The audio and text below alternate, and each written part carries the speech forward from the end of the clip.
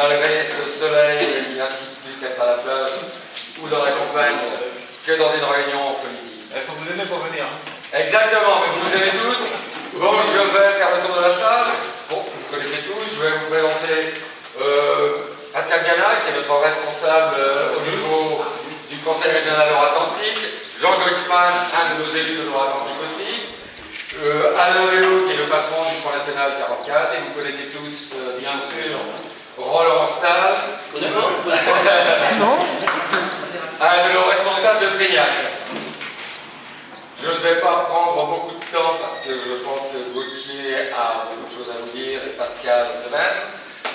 Je vais encore répéter une fois, merci de votre présence.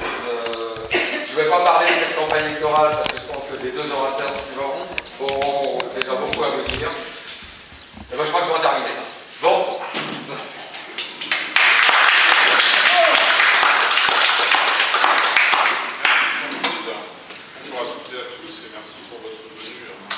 Effectivement, malgré la chaleur, je pense que c'est très honorable à nous tous de faire de la politique quand on pourrait aller à la plage comme ça ou profiter des premiers jours d'été. Mais nous avons un combat très important à mener et Pascal est venu aujourd'hui pour nous soutenir, pour nous aider dans ce combat des élections législatives. Pas pour avoir simplement des sièges encore une fois, mais avoir demain une représentation parlementaire efficace qui représente vraiment les intérêts des Françaises et des Français, notamment les plus fragiles. Et ici, des Trignacaises et des Trignacais qui ne sont pas forcément, et même pas du tout en réalité, les mieux lotis de la région, parce qu'ils bâtissent des différents problèmes dont nous avons déjà parlé dans notre précédente réunion, de la désindustrialisation, des délocalisations, de cette crise qui persiste au chantier naval malgré les carnets de commandement, du détachement des travailleurs et d'autres problèmes, même des problèmes d'insécurité dans les quartiers voisins. Et pendant ce temps, nous faisons campagne pour apporter des réponses aux problèmes de la population. Nous faisons campagne pour apporter des réponses que les autres partis, les autres candidats, puisque vous savez qu'il y a beaucoup de femmes dans cette course électorale dans la circonscription, les autres partis n'apportent pas nos réponses. Et globalement, ils n'apportent pas de réponses. Voilà. Ils sont dans une forme de communication yak à faucon, avec des beaux tracts en papier glacé, avec toutes leurs mesures. Mais on sait bien que ce sont des mesures qu'ils n'appliqueront pas, soit qu'ils ne pourront pas appliquer, soit qu'ils ne voudront pas appliquer une fois qu'ils seront élus à l'Assemblée nationale. Et nous sommes au même titre que les différentes candidates et les différents candidats, il y a 16 candidats dans la circonscription, nous sommes invités à des entretiens, à des débats régulièrement pour exposer notre position. Et nous y allons au débat. Nous y allons contrairement aux autres. Parce qu'on a bien vu, depuis 2-3 débats, la représentante d'En Marche, la représentante du Parti Socialiste ne se sont pas présentés au débat. Ils n'ont pas eu le besoin, ils n'ont pas eu l'envie d'exposer leur programme. Nous étions pour notre part présents à tous les débats auxquels nous étions. J'étais avec Benoît et Johnny hier à la Chambre de commerce et d'industrie de Nantes-Saint-Nazaire, où exceptionnellement il y avait tous les candidats. Lauriane Beugnot, tous les candidats importants. Lauriane Beugnot, qui n'était pas là les autres débats, mais exceptionnellement, elle était venue. Et sa collègue d'En Marche, Audrey Dufeu-Schubert, elle est venue aussi. Et nous avons pu entendre leurs premières propositions qui sont assez vides, qui sont assez vagues. Et Lauriane Beugnot a notamment fait savoir ses propositions pour améliorer la compétitivité économique de notre région, dans une région qui est très industrielle historiquement, il faut donc que l'économie soit forte. Et qu'a-t-elle dit, Lauriane Beugnot? Eh bien, qu'il fallait aider naturellement les plus fragiles, c'est assez général comme propos, sauf qu'elle a à la fois parlé d'une situation d'humiliation sociale, là nous la rejoignons sur cette analyse, et une situation d'humiliation sociale pour les plus pauvres d'entre nous. Le problème, c'est que quand Lauriane Beugnot parle des gens qui touchent le SMIC, par exemple, elle les appelle les smicards, comme elle l'a fait hier à la CCI. Alors quand on appelle quelqu'un un smicard, c'est un terme qui est quand même assez péjoratif, je crois que ça en dit beaucoup sur le manque de reconnaissance du réel que l'on a, le manque de connaissance du réel que l'on a. J'étais avant-hier à la Fédération française du bâtiment pour un autre débat. Cette fois, Lauriane n'était pas là, la candidate d'En Marche n'était pas là, on n'était que 3 candidats sur 16, c'était encore pire. 3 candidats sur 16 seulement pour défendre les propositions sur le bâtiment, pour un meilleur logement, pour arrêter, pour enrayer plus exactement la directive de détachement des travailleurs, pour mieux répartir l'aide du CICE, pour la réorienter vers les PME, vers les TPE, vers les PME. 3 personnes seulement pour défendre ça. Ça montre le peu d'intérêt de certains candidats, y compris de Lauriane Degnaud, donc on peut dire qu'il aurait été légitime qu'elle soit dans ce débat, puisque Lauriane Degnaud est adjointe au maire à l'urbanisme. Il était légitime qu'elle soit dans cette table ronde. Et puis il y a 3 jours, j'étais à un débat qui était un peu similaire à Saint-Herblain, un débat sur le logement social. Et là, c'était intéressant. Parce que nous étions j'étais notamment face au vice-président de l'Assemblée nationale, François de Rugy. Et François de Rugy nous explique, après mon propos introductif sur la demande d'une priorité nationale dans le logement, que les Français soient prioritaires dans l'accès au logement, a fortiori le logement social, prioritaire également dans l'accès aux emplois, prioritaire également dans l'accès à la protection sociale, j'ai demandé à ce que les Français soient prioritaires, et que me rétorque M. de Rugy, c'est qu'il n'y a que 12% d'étrangers qui seraient parmi ceux qui ont un logement social, il n'y a que 12% d'étrangers. Alors moi je dis, ces 12% d'étrangers, même si les 88% d'autres sont français, ça fait déjà 12% de trop. Mais c'est là naturellement monsieur de Rugy, qui doit toucher une huitaine ou une dizaine de SMIC, ne peut pas le comprendre, puisque je ne suis pas certain qu'il soit le mieux à même de parler du logement social, lui qui vit au quotidien sous les dorures de la République. Et sa doublure locale d'En Marche, qui est Audrey Dufeu-Schubert, je ne suis pas certain qu'elle soit davantage capable de parler du logement social ou d'autres sujets. Nous voyons d'ailleurs, localement et nationalement, vous l'avez vu avec la visite de Macron hier à Saint-Nazaire, la pauvreté et la dangerosité aussi des propositions d'En Marche. Localement, nous voyons bien comment Madame Dufeu est complètement à la masse dans cette campagne, puisque plus ou moins elle découvre sa circonscription. Elle nous explique qu'aujourd'hui elle est allée à la Chapelle-Launay, comme si c'était à 150 km. Voilà, elle découvre les limites de sa circonscription et elle invite le président de la République, ce qui est un petit peu léger, à l'une de ses réunions publiques. Voilà. Le président est venu hier à Saint-Nazaire, vous le savez tous, nous avons tous vu David Samzin, dans le coin de l'écran, il y avait la députée sortante, etc. Madame Dufeu-Schubert n'y était pas, puisqu'elle faisait une réunion à sa fenêtre, et elle n'a rien trouvé de mieux que d'inviter le président de ces réunions publiques. Ça montre quand même une certaine légèreté, une certaine naïveté, qui n'est pas ce que les Françaises et les Français attendent de leurs responsables publics. Ils attendent, je pense, du sérieux. Et puis vous voyez bien au niveau national comment ce début de gouvernement Macron-Philippe est en train de partir en cacahuète. Vous avez vu cette affaire Ferrand qui grossit, avec des histoires de conflits d'intérêts, alors qu'on promettait la moralisation de la vie publique, et bien vraisemblablement cette moralisation, ça sera pour plus tard. Alors nous sommes, pour notre part, chers amis, vous le savez, les seuls opposants à la politique du gouvernement Macron. Je dis les seuls parce que, ici, je le sais bien, dans cette ville qui plus ou moins de gauche, qui vient de repasser à gauche, mais ça ne sera pas permanent, ça n'est qu'éphémère. Nous avons des gens qui nous expliquent qu'ils sont les opposants. Des gens de France insoumise. Moi, je serais plutôt tenté de dire qu'avec eux, la France est soumise. Elle serait davantage soumise parce que, même s'ils s'opposent partiellement à la politique de M. Macron, il y a 2 choses dont ils ne parlent jamais, qui sont pourtant 2 choses essentielles. C'est leur rapport par rapport à la politique migratoire du gouvernement, qui n'est jamais que la continuité de la politique migratoire de Hollande, elle-même la continuité de la politique migratoire de Sarkozy. Ils ne parlent jamais de migration.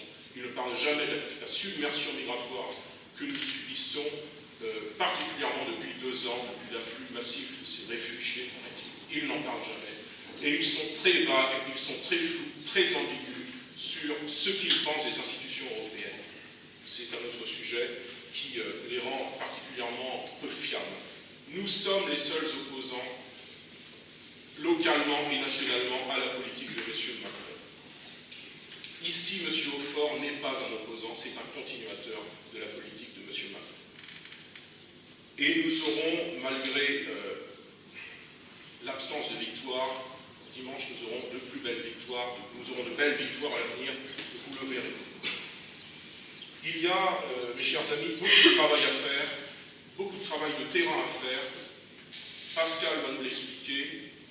Nous avons reçu aujourd'hui 500 000 tracts à mettre dans les boîtes aux lettres. Ça peut paraître anodin, c'est extrêmement important pour faire connaître anodin. C'est pas si anodin, ça fait en plus un gros slogan. Mais ça permettra, ces tracts, une fois dans les boîtes aux lettres, une fois lus, parce que nos tracts seront lus. Parce qu'ils sont, je le pense, beaucoup plus sincères que ceux des autres. Ça permettra de gagner des voix, de gagner des soutiens, de clarifier notre message, de préciser notre programme. Ça sera déjà un début pour clarifier toutes les différentes options. En fait, il n'y a que deux options. La nôtre, l'option patriote, et les 15 autres candidats qui sont plus ou moins les candidats du gouvernement. Et puis il y aura une autre clarification dans 2 jours, le 3 juin à 16h à Saint-Nazaire, à l'Air du Temps, un grand débat public. Enfin un débat public. Je ne sais pas s'il y aura les 16 candidats, il y aura probablement les principaux, même s'il y a des candidats qui bizarrement n'indiquent pas précisément s'ils viennent, notamment encore une fois la candidate d'En Marche, décidément. Mais il y aura un débat. Enfin un instant de clarification pour que chacun puisse s'exprimer et que, je le pense, une majorité d'habitants de notre circonscription comprennent quel est leur intérêt véritable, où va leur intérêt véritable. Leur intérêt véritable, je le pense, majoritairement, même si c'est au second tour, ira au Front National, parce qu'ils verront que nous sommes les seuls à parler de certains sujets, à en parler précisément et à apporter des réponses concrètes et immédiates. Il y aura donc ce grand débat et d'autres instants militants dans les 15 jours qui vont venir, qui seront peut-être les 15 jours les plus militants de l'année, même sans doute plus militants en réalité que l'élection présidentielle, parce que nous allons être sur le terrain tous les jours, sur les marchés, demain nous serons à de Saint-Nazaire, puis en boitage, et puis nous répondrons encore une fois à toutes les sollicitations qui nous sont faites. Quand nous recevons des courriers comme nous avons reçu il y a quelques jours, on en reçoit 3-4 par jour, un courrier des usagers de la route de Malville, un courrier sur le handicap de l'association des dyspraxies, d'autres courriers encore que nous sommes en train de traiter. Nous apporterons des réponses concrètes, nous publierons nos réponses, nous serons transparents sur notre projet, et les gens verront ainsi petit à petit dans les 15 premiers jours, dans les 15 prochains jours, que nous sommes ceux qui se soucient le plus d'eux, que nous sommes ceux qui se soucient le plus des gens ordinaires, qui ont le plus besoin de politique, et qui pourtant croient le plus, hélas, que la politique n'est pas faite pour eux, puisque la politique les desservirait. Nous allons leur expliquer que la politique est faite pour eux, que notre politique, que notre projet politique est fait pour eux, et cela, Pascal, admirablement depuis 1 an et demi, la défend déjà cette politique au Conseil régional des Pays de la Loire. Il défend nos intérêts face à une majorité bizarroïde, centriste, droitière, on ne sait pas trop, de M. Retailleau, qui est assez légère sur certains sujets, et face à une gauche revancharde, parce que vous le savez, la gauche a tenu la région pendant 12 ans, et maintenant elle rage, et donc elle fait n'importe quoi. Seul Pascal, et seuls nos 13 élus régionaux, dont Jean-Claude Desjans et Alain ici présents, nous défendent, et cela Pascal va vous l'expliquer dans un instant.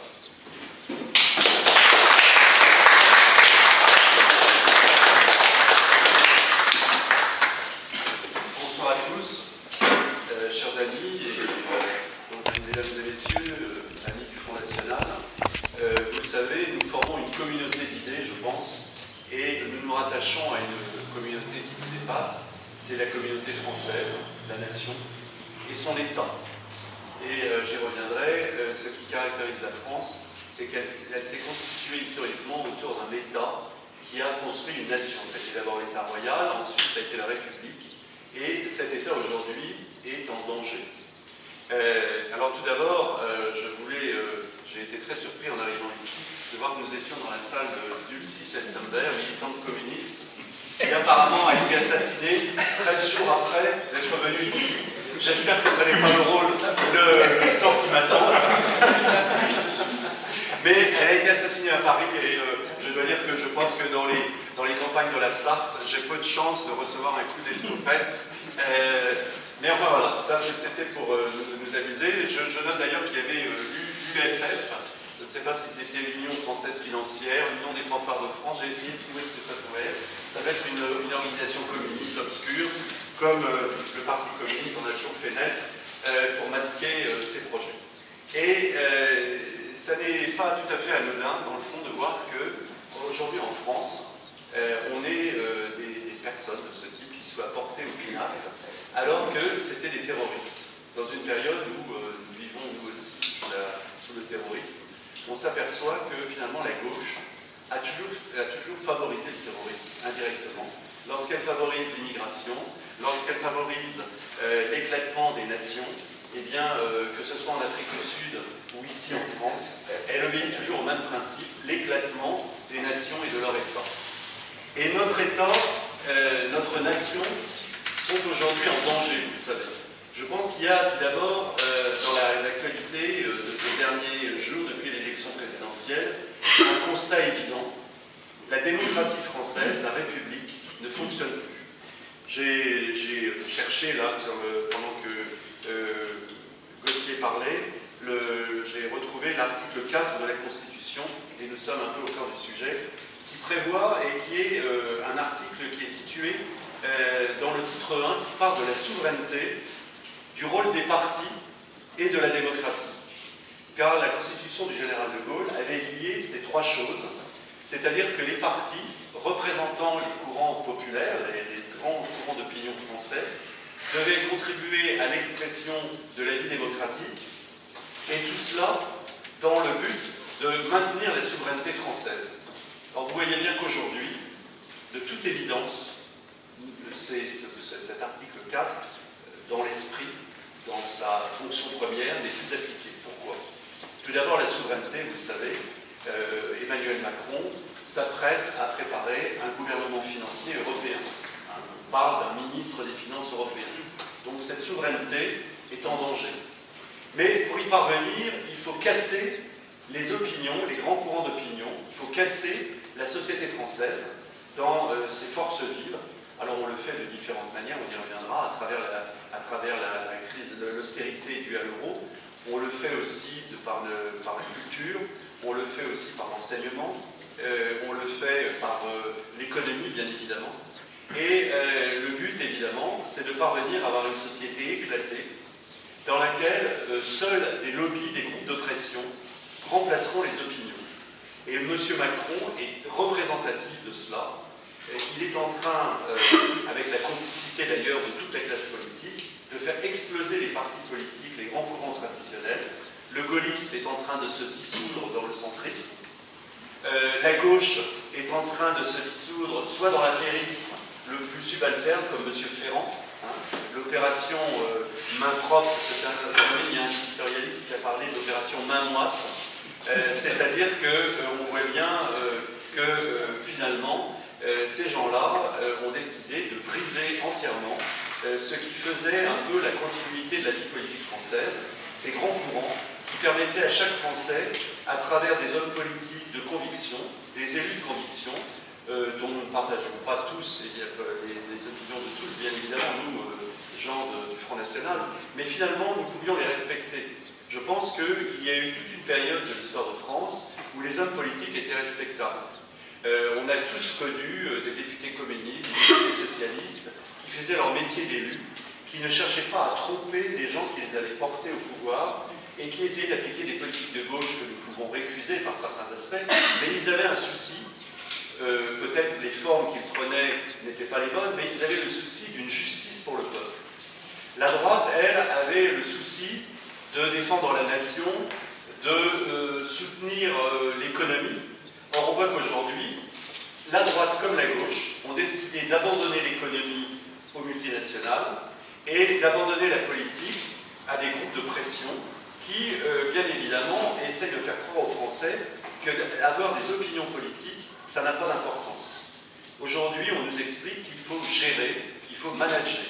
Et on nous a mis à l'Élysée un personnage étrange, surgi de nulle part, qui est arrivé comme une espèce de météore, et qui essaie de nous faire croire aux Français droite, tout ça s'est dépassé, qu'on va fonder une nouvelle majorité où on va mettre les Français de bonne volonté au pouvoir. Or, qu'est-ce qu'on regarde, qu'est-ce qu'on voit en observant ces gens-là? C'est que les candidats qu'ils présentent, moi je le vois dans la Sarthe, où je suis candidat, on le voit partout, je pense qu'on le voit aussi en Loire-Atlantique, ce sont souvent des gens, leurs candidats, qui viennent de la gauche, ou qui viennent parfois du centre ou du monde des affaires, non pas que le monde des affaires soit maîtrisable, mais qui viennent du monde des affaires, non pas pour exprimer une opinion, mais pour exprimer cette idée que l'économie est supérieure à la politique. Et vous voyez bien que cet article 4 est complètement nié, car si les partis n'ont plus d'existence, si la souveraineté n'a plus d'objet, et si la démocratie n'est plus que formelle, eh bien évidemment, la République a cessé d'exister d'une certaine façon. Elle n'est plus qu'un mot sur les façades de nos mairies, et les mots liberté, égalité, fraternité, qui expriment des valeurs humaines fortes, des valeurs sociales, des valeurs politiques vraiment indispensables au fonctionnement de toute société, et qui était quand même quelque chose, c'était une devise que la France avait portée dans le monde, parfois avec excès, mais en tout cas avec générosité. Et bien tout cela, avec ce côté universel de la France, tout cela est en train de disparaître. Alors, M. Macron, Emmanuel Macron, est en train de réussir son opération. Mais il faut dire qu'il bénéficie de la complicité de la droite et du centre. Lorsque, la dernière fois que j'ai vu la plupart d'entre vous, c'était pendant la campagne électorale, et je me souviens, à l'époque, j'avais fait campagne sur cette idée que Bruno Retailleau, qui se présentait comme un homme héritier implicitement de Philippe de Villiers, un homme de droite, de conviction, de valeur, eh bien, par son alliance avec le centre, préparait d'une certaine façon ce que nous voyons aujourd'hui, à savoir la déliquescence en réalité et de la droite et du centre dans un grand magma que M. Macron est en train de rebâtir sur des bases qui n'ont plus rien de démocratique. Dans notre conseil régional, nous sommes trois conseillers régionaux, plus Gauthier qui peut en témoigner aussi comme collaborateur de notre groupe. Nous nous battons justement pour défendre la voix du peuple. Nous nous battons pour défendre un certain nombre de principes, dont particulièrement celui de la démocratie, celui de la voix du peuple. Et nous essayons de lutter contre des idées fausses. Il y a un certain nombre d'idées qui sont dramatiquement fausses. C'est par exemple cette idée que la question sociale n'existe pas, qu'il n'existe plus que l'économie. Et j'attire vraiment votre attention là-dessus, car le Front National, on dit toujours, on dit souvent dans la grande presse, l'extrême droite. Quand on veut être gentil, on parle de la droite nationale, mais moi je crois que nous sommes plus que cela. Nous ne sommes pas le bout de droite de la droite. Nous sommes la droite, nous sommes le mouvement national, c'est-à-dire que nous nous rattachons à cette idée de la nation qui transcende à la fois la droite et la gauche sur un certain nombre de principes, et je pense que Alain, qui est philosophe de formation, comprendra et m'approuvera, c'est l'idée du bien commun. Le bien commun, c'est le fait que tous les gens dans la société, tous citoyens, même les plus modestes, voient sa part de liberté défendue et sa dignité propre respectée. Or aujourd'hui, vous le voyez bien, la dignité et la liberté des Français n'est plus respectée. Et c'est bien là où on voit que cet article 4 de la Constitution, qui était quand même une idée forte du général de Gaulle, a totalement été abandonné par l'ensemble de la classe politique. Donc je voulais vous dire que nous nous battons pour restaurer en France la démocratie. Le but de nos candidatures, c'est pas de faire, si vous voulez, du militantisme pour le militantisme.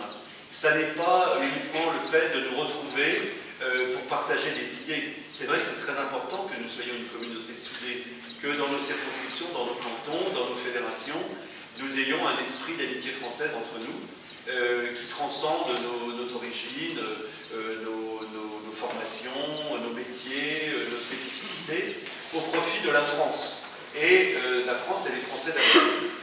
Il est évident que notre mouvement, le Front National, va plus loin que cela. Il exprime l'idée de la patrie, du patriotisme.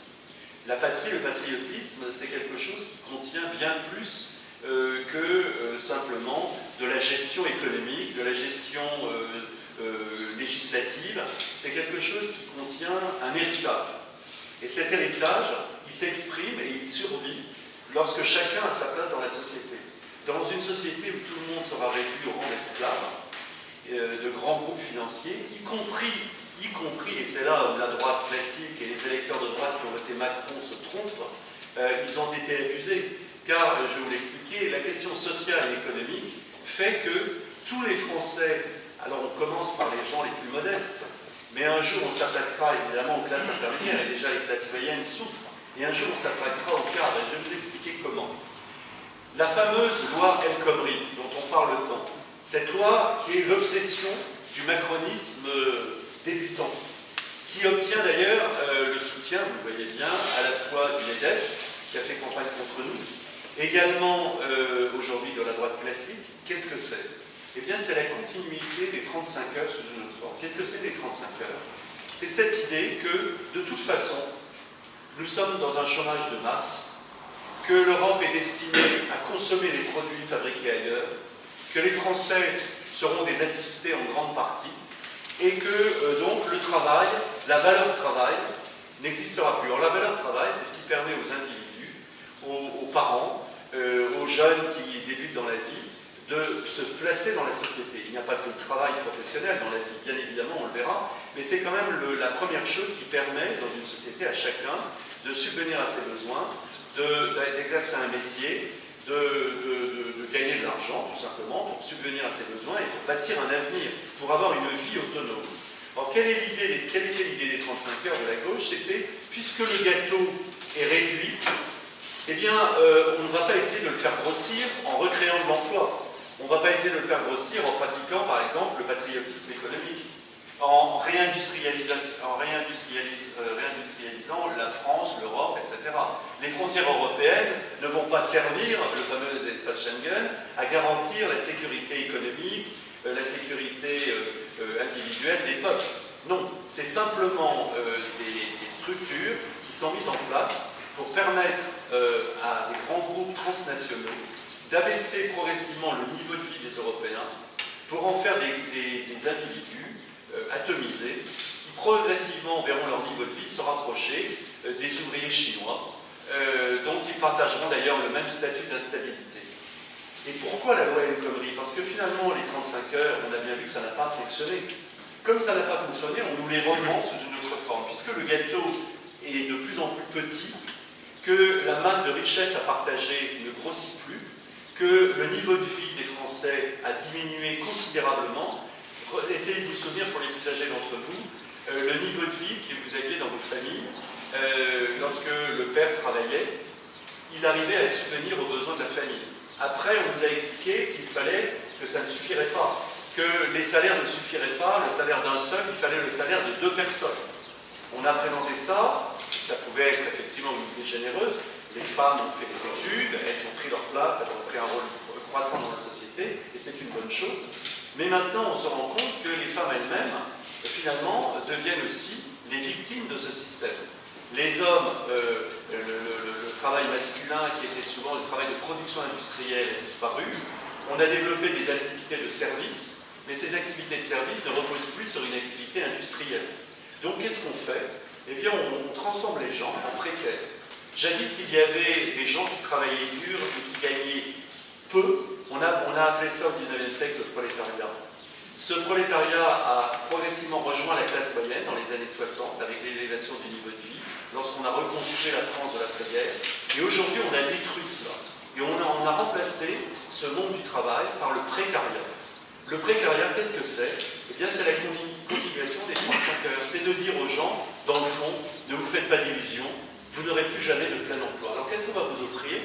On va vous offrir des petits emplois, c'est-à-dire vous travaillerez à 50 ou 80%, et bien évidemment, vous aurez 50 ou 80% du revenu minimum. C'est les Allemands qui ont montré la voie, les grandes réformes Schröder, que les milieux patronaux français nous présentent comme un exemple de réussite. Ça a consisté en quoi? Ça a consisté à dire aux Allemands les plus modestes, eh bien écoutez, maintenant on fait sauter les barrières, il n'y a plus de salaire, il n'y a pas de salaire minimum, il n'y en aura jamais. Vous prenez le travail qui se présente, et si vous n'êtes pas content, eh bien vous pouvez disparaître. Donc bien évidemment, en Allemagne, l'industrie repose sur une masse de gens qui sont des travailleurs à temps partiel, qui sont des travailleurs intérimaires. Et on le voit aujourd'hui en France, ce modèle s'est inscrit dans la durée. Vous avez par exemple, moi je vois surtout la Mayenne et la Sarthe, évidemment, qui sont mes départements, ceux dans lesquels je travaille, je fais de la politique. Eh bien, l'industrie de l'agroalimentaire est tout à fait représentative de cela. C'est une industrie qui n'est pas concurrencée par l'étranger, puisque l'agroalimentaire travaille avec des produits, particulièrement l'industrie laitière, je pense au grand groupe Lactalis, ce sont des produits qui sont faits sur... La matière première, c'est le lait, c'est la viande, c'est le beurre, c'est le fromage, etc. Tout ce que l'on produit à partir du travail des agriculteurs. Eh bien, bizarrement, au lieu de créer des emplois durables, ces grandes Lactalis travaillent avec 20 ou 30%, voire même plus, dans ces usines, de travail précaire, d'intérimaire. Pourquoi? On pourrait se poser la question. Lactalis est devenu le plus grand groupe laitier du monde. On le voit ici avec STX. STX a un carnet de commande de 10 ou 12 ans. Et pourquoi on met en concurrence les travailleurs français avec les travailleurs détachés? Eh bien, c'est l'idée, c'est toujours la même, c'est de faire accepter aux Français l'idée qu'ils seront non plus des déclassés dans leur propre pays, mais des déclassés dans le monde. C'est-à-dire la place de la société française, selon la vue de Macron et de ces milieux-là, c'est de dire, dans le fond, les Français doivent perdre leur autonomie personnelle, ils doivent devenir des gens qui seront en permanence en train de chercher du travail, successivement, pour 6 mois, pour 1 an, sans aucune sécurité. Et on le voit bien, la conséquence, on a le laboratoire allemand. Pourquoi y a-t-il cette persistance de la chute de la démographie allemande? Et parce que quand des jeunes commencent dans la vie, comment peuvent-ils bâtir un projet? Comment peuvent-ils éventuellement, les jeunes couples qui se forment, envisager éventuellement d'avoir des enfants lorsqu'ils savent qu'ils seront en travail précaire toute leur vie?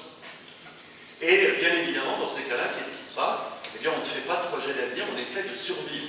C'est ce qui est en train de se passer chez nous.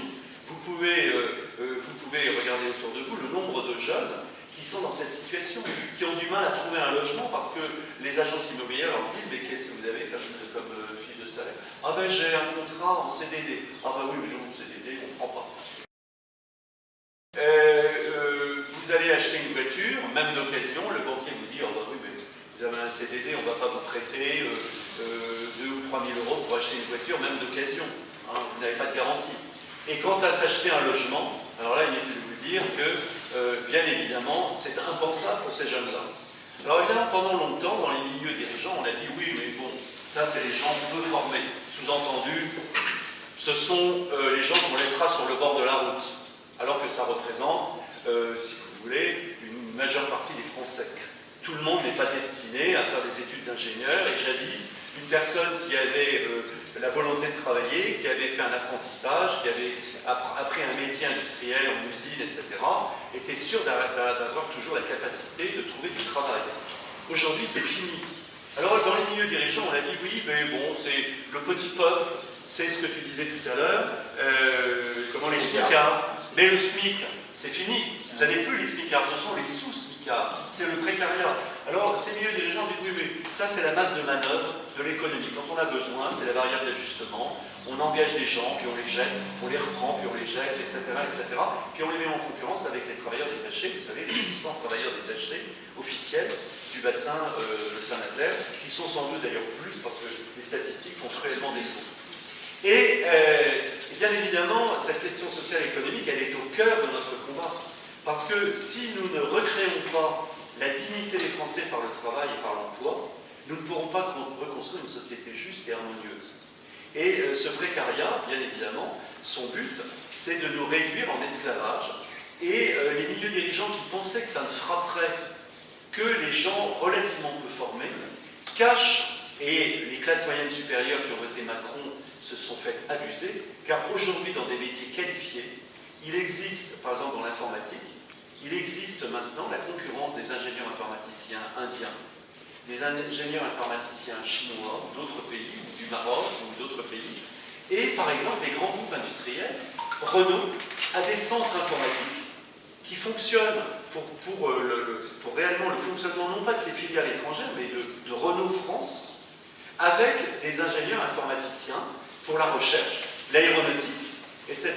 Et même très certainement, on verra un jour SDI quand il sera passé sous contrôle italien et que les Italiens déconcentreront le savoir-faire ailleurs.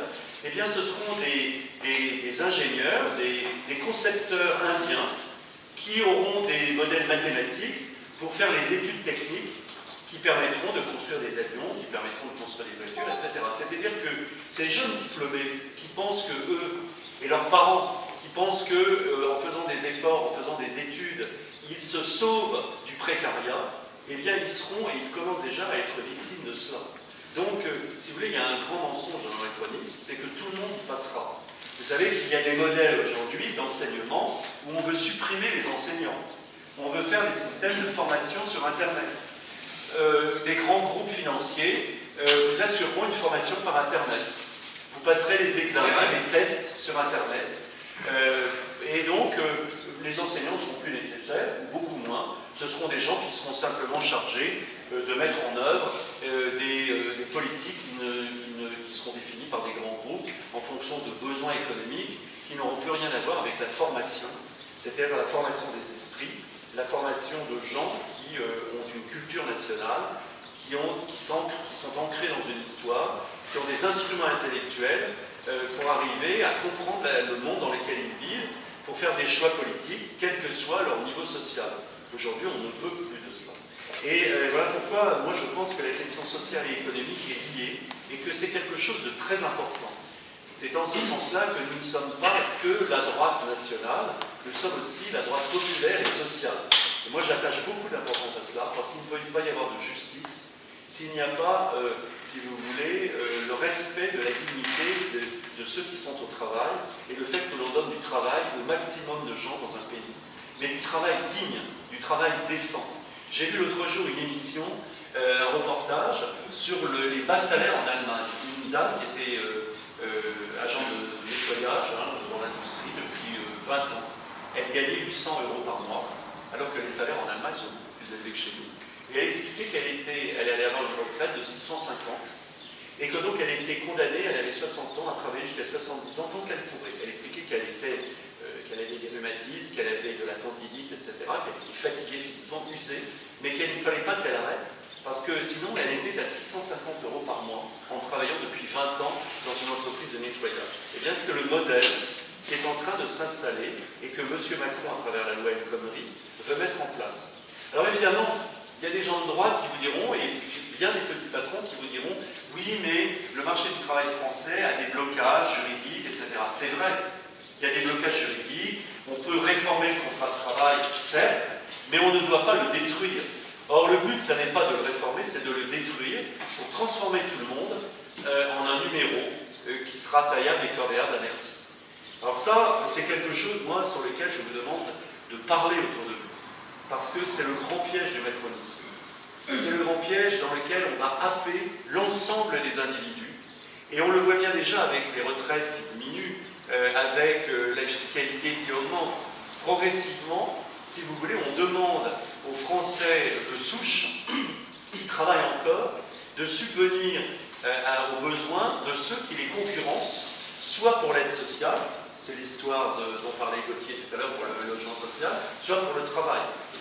Pascal Ducot, qui est un de nos élus à la région, participait hier au débat, il représentait tous les élus, enfin tous les candidats du Front dans la Sarthe, justement les organismes sociaux de logement social, et il y a eu un cadre du logement social qui a expliqué que, parce que Pascal a dit le préférence nationale, etc., et il a expliqué que c'est vrai qu'il y avait parfois de l'insécurité dans le logement, dans les cités HLM, sans dire, évidemment, qu'il s'agissait en général, vous devinez facilement de quel type de gens, auquel type de gens je fais allusion, et à quel type de gens je fais allusion, et il a cité le cas, mais on a une solution. Nous avons par exemple, alors il a cité un exemple, nous avons quelqu'un qui ne payait pas son loyer et qui cassait les pieds à tout l'immeuble. Et bien on lui a trouvé une maison. C'est-à-dire que pour se débarrasser de lui et pour rendre la paix à l'immeuble, eh bien on lui a donné ce que bien les Français aimeraient avoir comme logement social, une maison, un pavillon de logement social dans lequel cette personne ne paiera pas plus son loyer, mais comme ça, ils auront l'impression d'avoir géré. Et c'est, je trouve, très symbolique de ce qu'on peut faire subir aux Français, c'est-à-dire on leur demande de payer par leurs charges sociales, par leurs impôts, et pour avoir de moins en moins au profit d'autres, de moins en moins de travail, de moins en moins d'aide sociale, de moins en moins finalement de respect. Alors, je pense que c'est quelque chose de très important, cette question sociale. Il y a une autre question qui est la question culturelle. Et là, je parle évidemment sous le contrôle d'Alain, mais vous le savez très bien, lorsque l'on fait de l'enseignement uniquement des filières de formation et pas des filières de formation intellectuelle et d'apprentissage de la culture minimale, c'est-à-dire manier sa propre langue, savoir l'écrire, c'est-à-dire avoir les instruments pour pouvoir comprendre le monde et pour pouvoir s'exprimer, eh bien on essaye d'abêtir les gens. Et si vous voulez, le fameux débat sur Hanouna, etc., et tous ces animateurs de télé odieux, grotesques, ridicules, et d'ailleurs finalement profondément méprisables, eh bien c'est cela. C'est qu'on dit aux jeunes, dans le fond, pourquoi se forcer? Regardez ces gens qui gagnent plein d'argent en faisant les coups de la manière la plus vulgaire, en racontant des obscénités, ou en traitant les gens. Moi, il y avait une émission que je trouvais méprisable, c'était le maillon faible. Le maillon faible, c'était apprendre aux gens à tuer le plus faible. Or, c'est le contraire de la société. Dans une société normale, le plus faible, on essaye de le protéger. Hein, c'est ce qu'on essaye tous de faire autour de nous. Quand on a des gens en difficulté, on essaye de les aider. Eh bien non, c'est le maillon faible. Et voilà, c'est un peu cela, cette image culturelle qu'on veut donner, et l'enseignement participe de cela. Donc voilà pourquoi quand nous nous battons, nous, contre le vivre ensemble, Alain avait fait à la région un amendement qui a été en partie repris par la droite, parce que quand même la pression des événements, reprenant Retailleau de donner une image droitière, donc il avait transformé ça en... Il ne voulait pas prendre tu avais proposé la formule L'assimilation républicaine. Voilà, l'assimilation républicaine, c'était trop fort, l'assimilation républicaine. Comment demander à des étrangers de devenir français, mais vous n'y pensez pas. Parce qu'effectivement, l'école ne le permet plus, puisqu'elle n'enseigne plus la culture française. Donc on ne peut plus le faire. Donc à ce moment-là, qu'est-ce qu'on fait? Et il avait accepté unité républicaine. Unité républicaine. C'est-à-dire que dans le fond, le guichet pour tous. Le guichet que nous entretenons avec notre argent et notre travail. Parce que l'unité républicaine ainsi conçue, qu'est-ce que c'est? Ben, c'est tout simplement que celui qui ne travaille pas, celui qui ne fait pas d'effort, celui qui est délinquant, eh bien, est sur le même plan que celui qui essaye de se tenir dans sa vie et d'élever ses enfants, d'être un exemple pour les autres, de respecter l'esprit civique et de participer à la construction de la société et à la vie normale de la société. Donc cette question culturelle est vraiment quelque chose qui pour nous est très important. Alors ça s'accompagne de la question de la mainmise de la gauche la plus perverse, pas la gauche traditionnelle, celle qui voulait de la justice sociale, qui peut-être voulait la donner par des moyens que l'on peut contester. On peut contester l'idéal socialiste, on peut contester l'idéal communiste, bien évidemment. Mais néanmoins, il y avait ce souci de la personne et de sa dignité. Et là, on est passé à quoi? Eh bien, on est passé à un modèle idéologique. C'est-à-dire que les enseignants, les magistrats, les journalistes nous servent en permanence le politiquement correct pour nous faire accepter de ne plus être nous-mêmes. C'est-à-dire que nous sommes appelés à disparaître en tant que peuple qui a une existence culturelle. Et on le voit aujourd'hui, vous avez des magistrats de gauche qui, par exemple, libèrent les délinquants sur le champ, que les policiers viennent de leur présenter, en les ayant pris sur le fait. Il y a tellement de laxisme qu'aujourd'hui le délinquant n'est plus puni. Par contre, le citoyen qui, lui, dépasse de 15 km/h la vitesse autorisée, eh bien, il a droit à une amende, il a droit à des retraits de points, etc., etc., etc. C'est-à-dire que, si vous voulez, on a inversé la persécution. Avant, on persécutait les mauvais, les méchants, les délinquants, les déviants, au sens de la loi. Et maintenant, on persécute ceux qui peuvent être persécutés, c'est-à-dire ceux qui peuvent payer. C'est tout cet exercice que l'on a vu pendant la campagne électorale. Regardez comment on a utilisé la magistrature contre François Fillon. Non, je ne veux pas défendre François Fillon, rassurez-vous. Mais la manière dont il a été traité était quand même une manière très particulière. C'est celle que nous avons subie, nous, Front National. Marine Le Pen, convoquée chez les juges en pleine campagne électorale, pour des faits remontant à des années, qui auraient pu être explicités par la justice. Elle aurait pu se présenter, s'expliquer, le Front National se serait expliqué avant la campagne électorale. Mais la magistrature a attendu. Et regardez M. Ferrand, il a fallu vraiment que l'affaire ne passe pas sous le tapis pour que enfin le parquet de Brest, qui avait commencé par décréter qu'il n'y avait rien, aucun problème, finisse par ouvrir une enquête. Mais ce n'est pas parce que c'était la justice qui le demandait, c'est parce que c'est l'opinion publique qui se révolte. Et ça, c'est très important. Ça veut dire que nous devons nous battre parce que l'expérience prouve qu'avec les 34% que Marine Le Pen a obtenus, les élites, ces élites-là ont peur. Donc notre voix, notre combat politique porte. Même si les médias officiels ne le reconnaissent pas, implicitement, ils se le disent entre eux, ils ont peur. Ils ont peur de nous. Ils ont peur de nous, pourquoi? Parce que nous disons simplement ce qui est.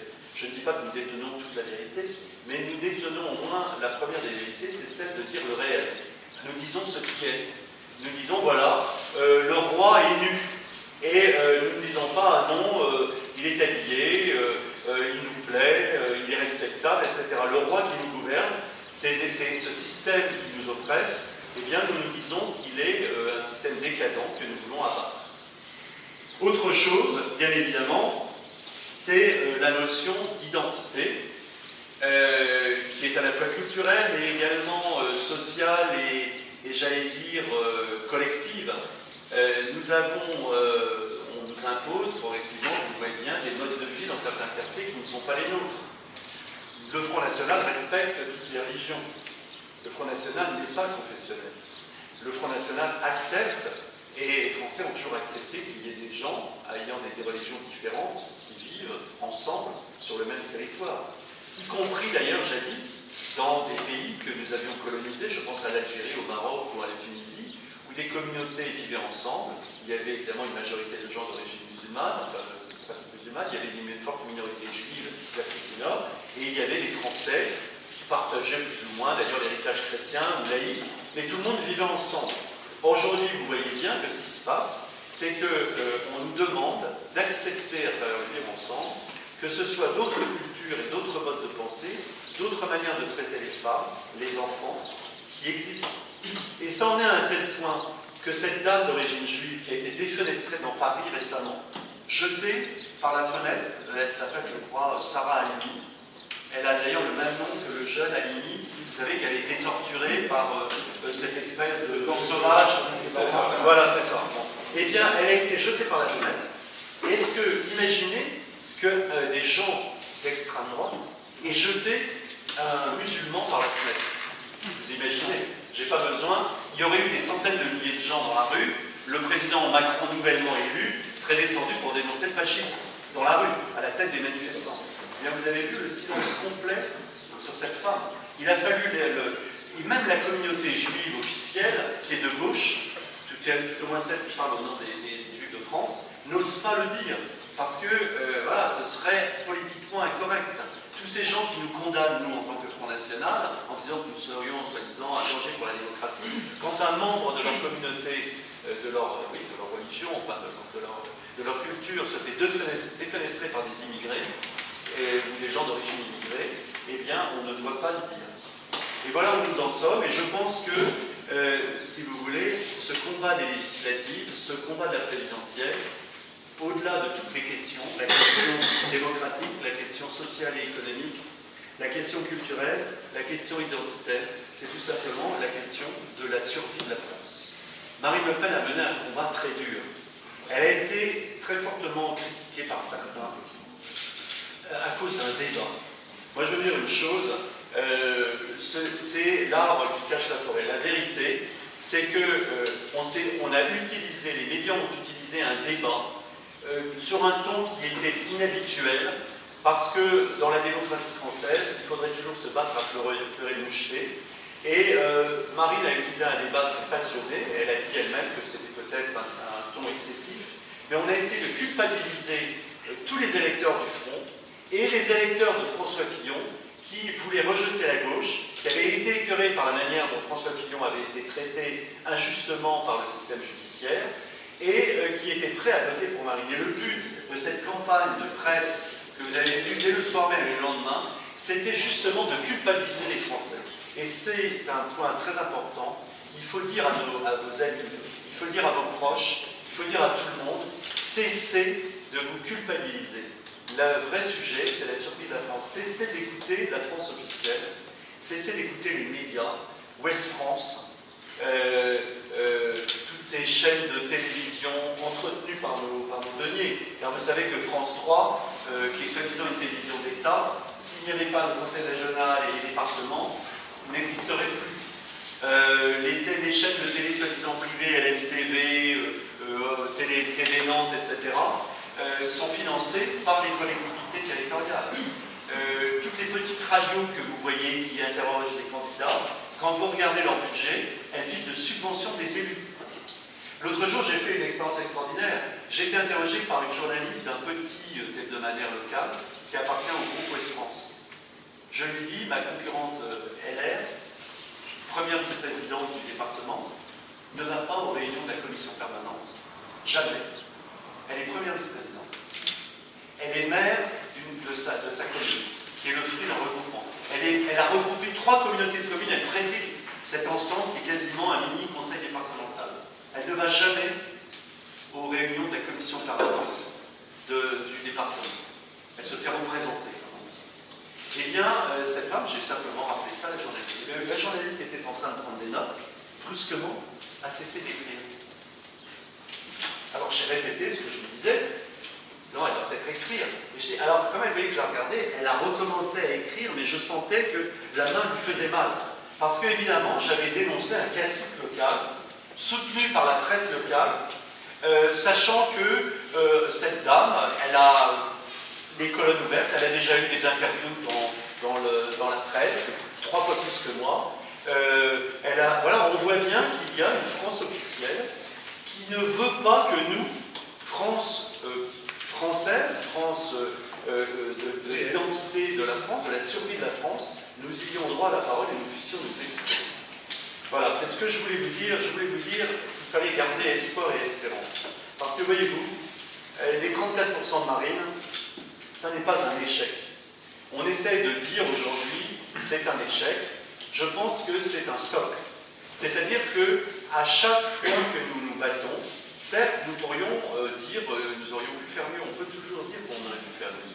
Mais le fait d'avoir fait 34%, c'est un socle pour continuer à nous battre, pour convaincre nos concitoyens de gagner pour eux-mêmes, à travers les élus les candidats du Front National, de nouveaux élus à l'Assemblée nationale. Alors c'est vrai que notre région est une région difficile pour le Front. Ça n'est pas la région phare du Front. Mais vous voyez, aujourd'hui, dans certaines circonscriptions, Marine Le Pen a atteint, c'était combien ici, 24 27. Moi, dans ma circonscription, c'était 44 au deuxième tour. Et il y a plein de circonscriptions où c'était 36, 30, 25, 28. En 2012, c'était impensable.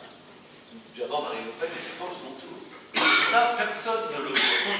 Personne ne voit ce niveau. Personne ne voit que le peuple français se réveille. Et moi, je crois que ce que nous sommes, nous, aujourd'hui, ce sont des lanceurs d'alerte.